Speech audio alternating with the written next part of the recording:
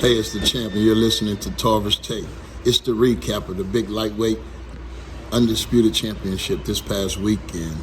Teofimo Lopez versus George Kambosos Jr. And it was a great fight, man. Hats off to Kambosos. I mean, he put on a masterful performance. I mean, in and out.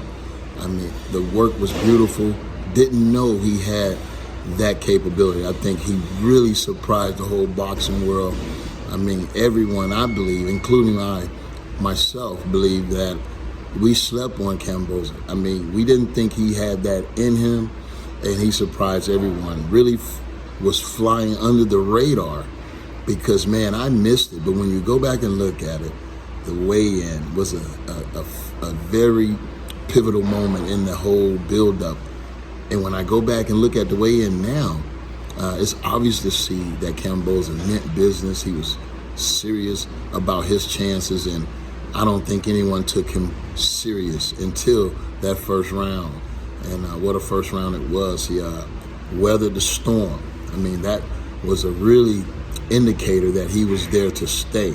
I mean, he weathered the storm after getting, caught with a couple shots.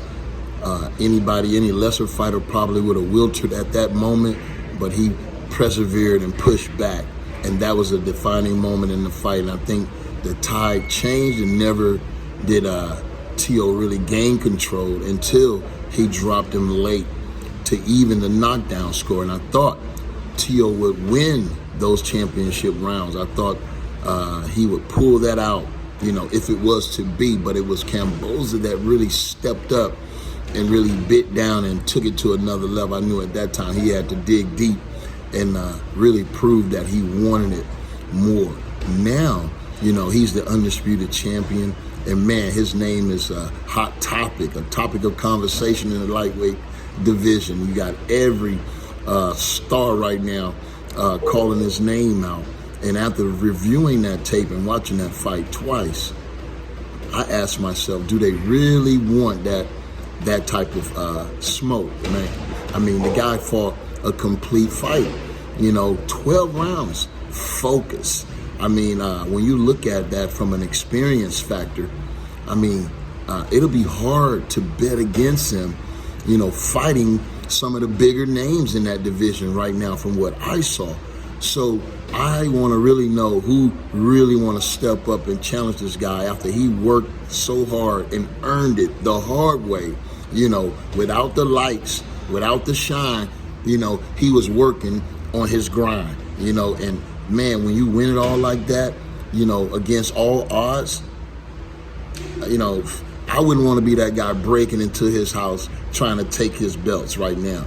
I mean, because he's going to fight his ass off to maintain that. So, I mean, good luck to any of those guys that are stepping up thinking that they're going to just come in and take these belts, that they just, he going to serve them up. It ain't going to work like that. So those guys better be ready for what they asking for. I can't wait. The lightweight division is hot right now. It's on fire. And I can't wait to see Kambosos defend those titles, or will he lose those titles in his next defense in his home state and country of Australia. That remains to be seen, and who he will fight next. I believe, when I look at the landscape, I mean, Lomachenko probably would be an ideal next opponent, because I think that's his biggest fight. And beating Lomachenko would really solidify him as the undisputed champion.